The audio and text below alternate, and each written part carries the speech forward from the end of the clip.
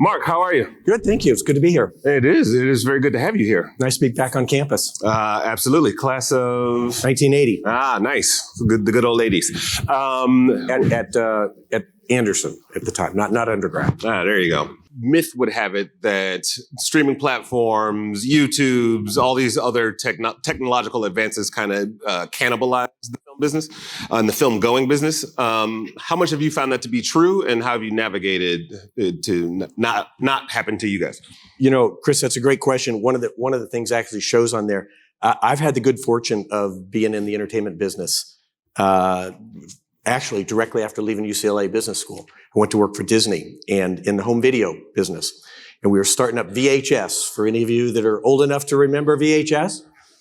And then in 1985, when we launched a bunch of VHSs, actually a little earlier, there was a big article on the front page of the New York Times.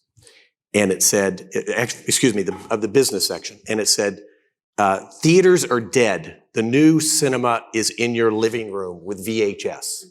And that was 1985. So it went through VHS, and then it went DVD, and then we went cable. Now we're doing streaming. And so people say to me, are you worried about streaming? I said, people want to get out of the house. And consistently over the last 10 years, somewhere between 1.2 billion and 1.3 billion people leave their homes to go to the movies in the United States. It's actually been relatively consistent.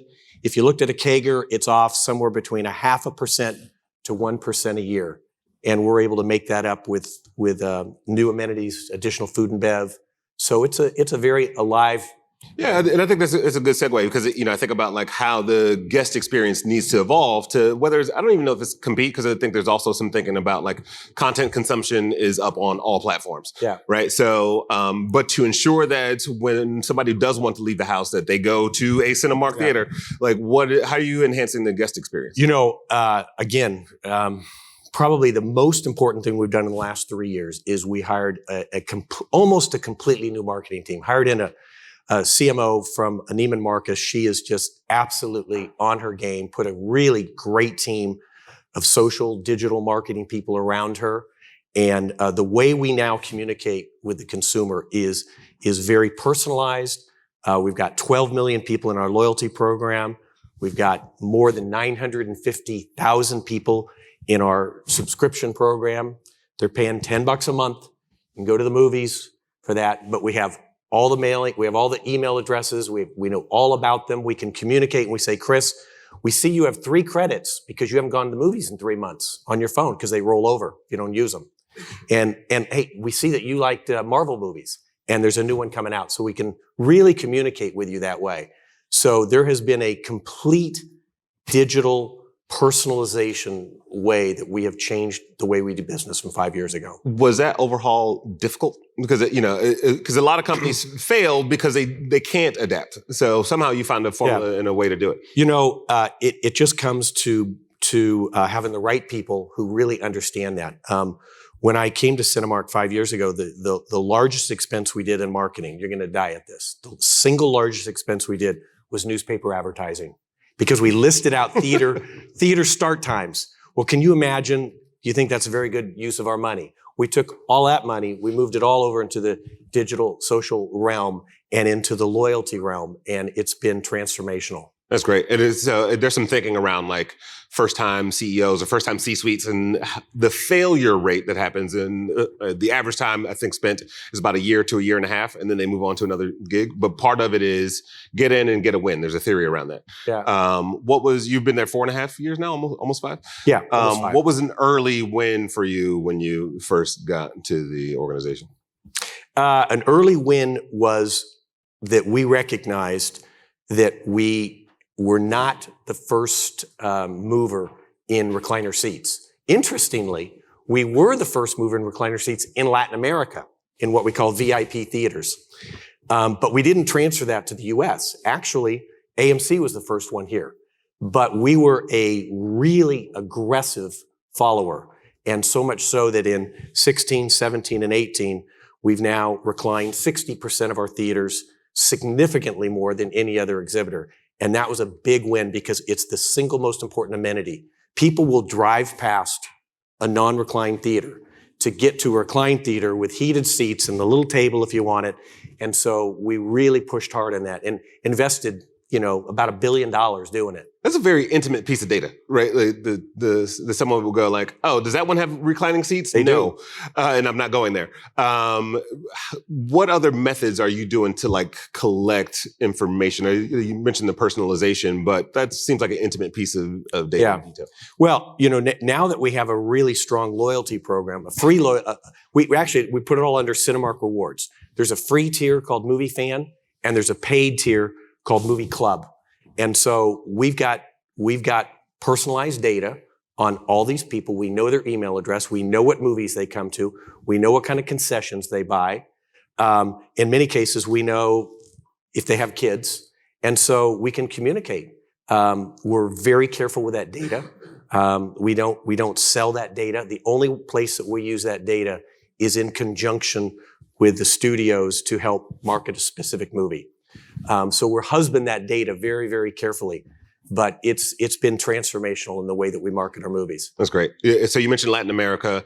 Cinemark is pretty much the U.S. and Latin America for the most part, and that's deliberately by choice. We talked earlier backstage, and you were saying like you want to go deeper in the markets that you're in versus wider in markets that you're not. Like explain that theory. Well, the U.S. is a great movie going market still, and I'll give you a little, just to give you a little feel for what 1.2 billion people are.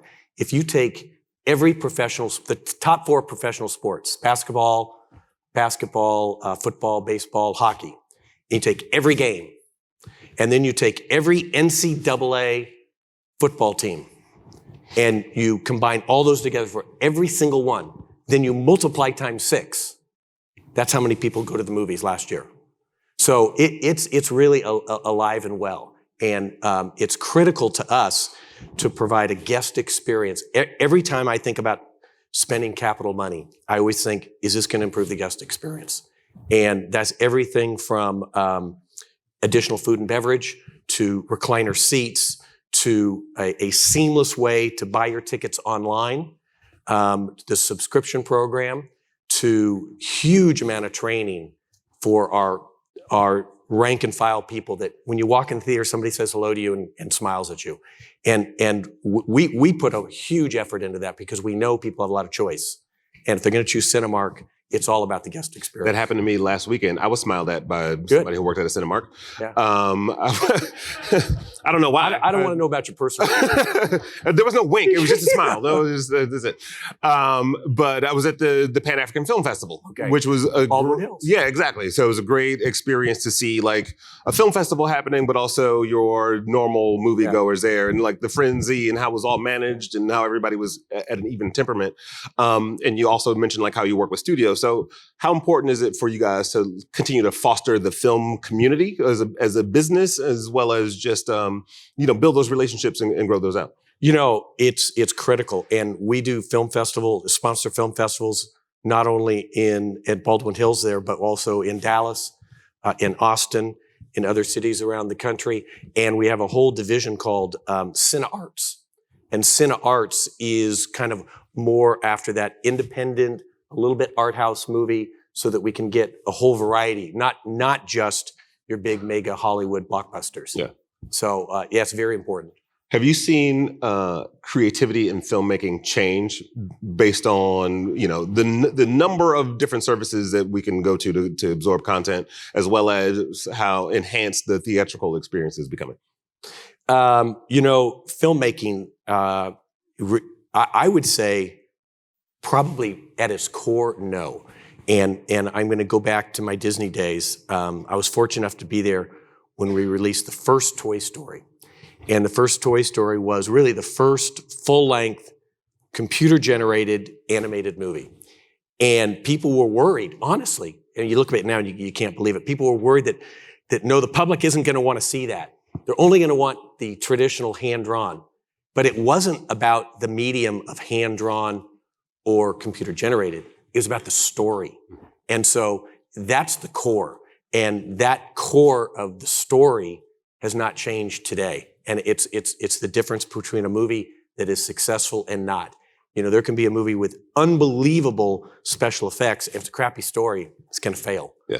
So it's all about the story. Yes. And I don't think that's changed. Oh, absolutely. And I mean, storytelling at its core, for sure. And then I guess with that, you've obviously been in the film business for a very long time.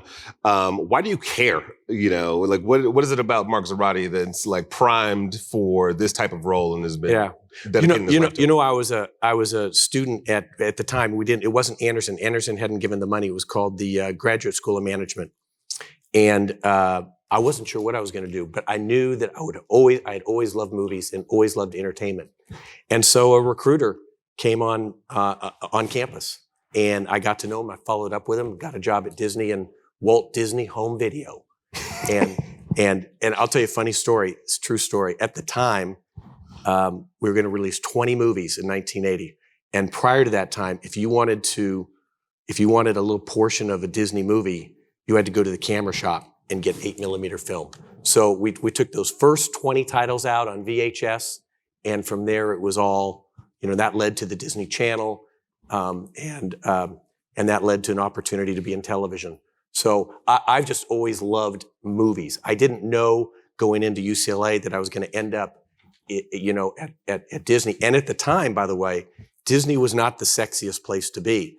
Disney was a relatively small studio compared to Paramount, Universal, and Warner Brothers, and significant outdoor entertainment. Over those 30, 40 years, the Walt Disney Company's obviously, exploded. By the way, you handled that question well, because admittedly it was a filler question because I lost my train of thought. So, but because I was like storytelling, and then I was like, wait, what was it? So, but storytelling at its core, I was thinking about XR experiences, VR, AR. You think about technology and those things starting to pop up more in sort of theatrical environments. How have you approached that? And does that show up at the inside the venues or? It's interesting. We just recently we were the first theater owner, first exhibitor to put fully immersive VR in our theater lobbies. What we did, we have a great big theater in Dallas, and when you walk in, there was a great big box office. Well, in today's world, you don't need that big box office anymore because half the people are coming in, they already bought their ticket on their phone, right? And the other people are buying it on kiosks. So we blew out the box office and we put in a Void VR experience. And, the Void VR experience is at everything from Star Wars to Jumanji to Wreck-It Ralph to a Halloween, and it has been very, very successful. Fun story about The Void is the founder and the CEO he was a magician's apprentice in Vegas. Is that right? Yep. So he took magical thinking into. So that was clearly that was an R&D experience for us, and I expect that we'll open up some additional voids. The issue is it takes a lot of space, and economically it works when you can take a space in your lobby that wasn't generating income and turn it into one with a void. It's harder to make it pencil out if you take out a whole auditorium because that auditorium was generating money, right? So we can only do it in our biggest theaters. We've done it in Dallas, and it's been successful. So I suspect we'll continue. I mean, speaking of taking over like a complete auditorium, I think I'm a really big fan of is Super League. Oh, we know him well. Yeah, and Ann Hand, she's great. But how do you approach esports? Right, they have obviously done a great job, and they go into theaters. We know Ann very well as well, and we were really at the forefront with Super League to test out their various leagues. Both Minecraft for kids. And then other video games for high school and young adults. We've been successful. It's been hard to take it to scale at this point, but I know more than any other exhibitor, we have run Super League gaming in our theaters, and we think it's a great opportunity. And we're looking with Super League gaming for a way to really get it to scale. And we believe in it so much, we actually invested. We're a minority owner of the company as well. Oh, wow. Okay. That's great. Alongside Nickelodeon. Yes. So again, you start to think about your domestic and Latin American expansion and this film business being a super hyper local feel. What tactics do you take in, that hyper locality from a marketing standpoint to get people in the theaters? Probably the biggest thing is we geofence everybody who's around us. We communicate with them very much on social media. Obviously, we do a ton of in theater, but that's only talking to the people that are walking in the door. So we'll do outdoor because you can never zap it or make it go away. And then we'll do a lot of digital and social within a, say, a 7 to 10 mile range around our theater so that we can bring people in. And then what we really believe in is we open a new theater. We really believe in sampling because we've built such a good product. There's a ton of light in the screen. The sound is unbelievable. You got the recliner seats. You got heat in these seats. It's clean as a whistle. So what we do a lot of times is we'll give 2-for-1s in the beginning because we know if we can get somebody to come in and just sample us, which is old school marketing, right? Yeah. Just sample us, they'll come back. Yeah, you got these tried and true methods. Yeah. You know, and I think when in the industry we talk to ourselves about like new and improved, but some brass tacks things still work. Recently, I used to work near the one that opened up in Playa Vista. Yeah. So tell me about that because you were telling a little anecdote backstage about timing of opening a venue. Well, you know, when you build a new theater, you want the neighborhood to be there around you. You want what we call rooftops. Right? Because people live there and they're going to come to the theater. And when we went into Playa, we were one of the first people in there before all those apartments and condos and everything was done. So Playa is just getting better and better every year as it comes out. And we just built a new theater in North Dallas. And for those of you that know Dallas, all the growth is north. And we literally went to the end of the tollway. And for those that live here, the tollway would be like Interstate 5. So it'd be like going to Santa Clarita, only the tollway ended there. And we put a theater right there. But what's going to happen is everything's going to build around it. So we're constantly looking to expand our reach and where are people going to go. And that's what we're building. I think about like award seasons and obviously like the Netflix and streaming services have done a really great job of creating amazing content. Some of that gets released theatrically for a short window to fill requirements. Does that affect your business in any way or your approach to, you know, how you're tackling butts and seats or giving up real estate for these like limited window runs or? Well, you know, typically we release movies in our theaters that will adhere to a certain level of exclusivity. Typically, that's 74 days. That's what we're looking for. And on occasion, it can be less than that. But we feel like that theatrical window is very, very important to our business. So that's basically how we license our product at this time. So much of the Netflix product, we haven't been able to come to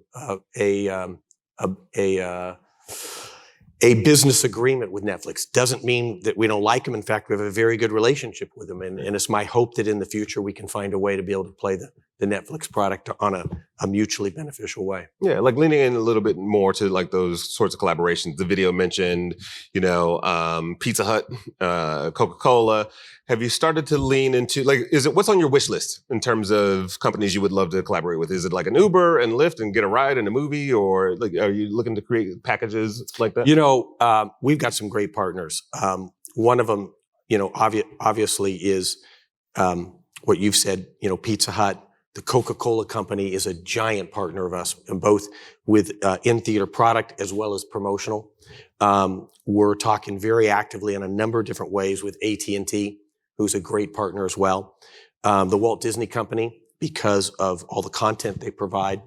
You know, last year was an unbelievable year for Disney, and they acquired Fox as well. This year is also going to be a very good year as well. So you know, the home run for us is to tie in with a content provider to where we can provide all the information we have about the consumer. They've got information as well, and we can collaborate together. So, and all of them want to get in theater. All of them want to get on screen for that trailer time. What was the last movie you saw? The last movie I saw was Sonic the Hedgehog. How do you like that? Anybody else see it? Huh? So let me tell you, you know, I try and see every movie that comes out that is going to be a big kind of a cultural success. This movie caught us all by surprise. We knew it was going to be successful. None of us knew it was going to come out and do $70 million opening 4 days. So on Monday, since I hadn't seen it, I actually went to the movie on Monday after the opening because I had to go see Sonic. Oh, yeah, it's amazing. And guilty pleasure, I guess, or this might put you on blast. Last thing you binged? The last thing I binged, was the second season of The Marvelous Mrs. Maisel, which, you know, my wife and I both get a real kick out of. It's great. There you go. Sorry, you guys kick each other. So we're going to get into some questions. We have a few more minutes. Are there any questions from the audience? Gentlemen there. We so much believe in the subscription model. And we started researching it in early 2017, before MoviePass came out in the summer of 17 with their $10 offer. So we were really close to launching it. We'd actually already set our launch date for December 5, 2017. But we researched it tremendously. And I was very involved in subscription models in Europe, because that's where they started, in France and the UK, the unlimited kind of models. And when we researched it with American consumers, there is a segment of the American audience that wants to go to the movies 3 and 4 times a month. But that is way off the chart. It's a very small slice. Most people in the United States go to the movies 6 to 12 times a year.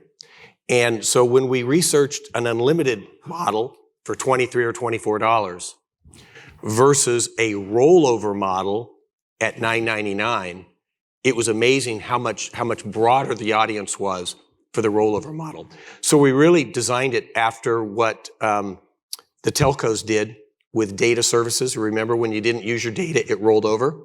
Or what Amazon has done with their Audible program, where you can buy a book online, and if you don't use it for a month or 2, your credits roll over. So Movie Club, $10 a month, you get 1 movie credit. If you don't use it, it rolls over. And then we said no online fees, so you can reserve your seat with no fees. And then we said a 20% discount on all concessions because you're a member of the club. And the thing has just shot out of the rocket. Does that interrupt anything with like the relationships with a Fandango of sorts, or does it enhance or disrupt that relationship? Only in that Movie Club members buy their tickets online via Cinemark.com, because we don't charge them a fee. So if you're a member of Movie Club, you can go to Cinemark.com, buy your tickets, and not pay a fee. And the consumer, it's funny. Some consumers subscribe because they like the rollover. Some subscribe because they like the $10 ticket price. Some subscribe because they want the 20% discount. And some subscribe because you can share it with family and friends. So if you don't go for 4 months and you have 4 credits on your phone, you can share that with anybody in your family. So in essence, it's a singular membership, but it's also a family membership. And even if you come with somebody who's not a member, we allow you to bring a guest with you, and that guest can pay the membership price. So we've tried to make it extremely consumer friendly, with what I call no small print down at the bottom. And the satisfaction rate among our customers is north of 90%, with an extremely low churn rate. So it's been incredibly successful for us, this subscription program. Okay, next question. Yes. We have Hold on, there's a mic coming your way. Yeah. And say your name and where you're from. Let's turn this to like a networking. Oh, great. So my name is Emmy Cosile, and I work for a big data company called Teradata. And so my question to you is about the data. You mentioned that you do some data sharing with the studios, and then in an ideal state, in an ideal partnership arrangement, you and studios would be able to benefit from your collective data set. Can you talk about what kind of data you share, and what are the hurdles there with having with sharing that information? The hurdles are that we typically go to a third-party provider, so that we're not just turning our data over, but it's going to a third-party provider, and there's fences around how that data will be used, and so that we've got comfort that we're being very protective of that data. And typically, it'll be a studio that, say, has a romantic comedy or an animated movie, and they want to be able to get to film goers who've been to that genre of movie and they're very willing to collaborate and collaborate both from a financial standpoint and also if they have data to join to. So we have multiple cases of doing that across multiple studios. But one of the key things is we're just not giving the data up. We're typically going to a third-party provider who puts fences around how the data is used. And is that due to privacy restrictions? Yes, and obviously California has got the most currently restrictive, and so we're extremely careful in following all the rules and regulations. And that takes a lot of time and effort and money to do right now. But we're really careful about that because, I mean, it's just a core value of ours. When we feel like that's the consumer's data. If they've chosen for it not to be shared, then we don't do it. And so we're really careful. And then the other question is, do you see, and I'm not sure the sort of the legal context of this question, but do you see Cinemark becoming an acquisition target of the studios as, you know, their business gets bigger? Yeah, you know, you never know. We've gotten no inquiries whatsoever from any studio or anyone else. Cinemark is a very well-capitalized company relative to other exhibitors. We have a larger market cap. We have a very strong balance sheet. We have a modest amount of debt. So, you know, it could be envisioned that somebody might want to do that. But up until this point, we've had no inquiries about that. All right. Next question. There's somebody behind you with his hand up.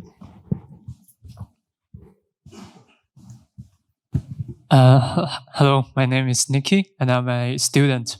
So I wonder, to what extent did your experience in Disney as a content provider contribute to your current success in your position? Thank you. I think being on the studio side of the business and specifically on the distribution, marketing side of motion pictures, which was the last position I had at Disney, I think it's helped a lot. So that when I was on the Cinemark board of directors, and when the opportunity came to step into the CEO role, I felt like I was qualified on a number of areas, especially on the marketing side, on the film side. But I had some real learning curves to do on the real estate side because we own and lease a ton of real estate. But the core aspect of our content, I really understood. And dealing with the studios, I had a lot of long-term relationships at the studio level. You know, it required for me I've lived in Los Angeles for 35 years. It required me a move to Dallas, Texas, which honestly was not hard. Dallas is a great city. It's amazingly cosmopolitan, and people have moved in from all over the country there. So it's pretty accepting to people moving in from all over the country. But yes, I think the studio side helped me specifically on the film and marketing side of the business. All right, I think that's all we have time for. Is there a quote that you try to live by or operate by in business or your personal life? A quote, boy, you're surprising me on that one. I don't know if it's a quote, but I'll tell you it's a concept.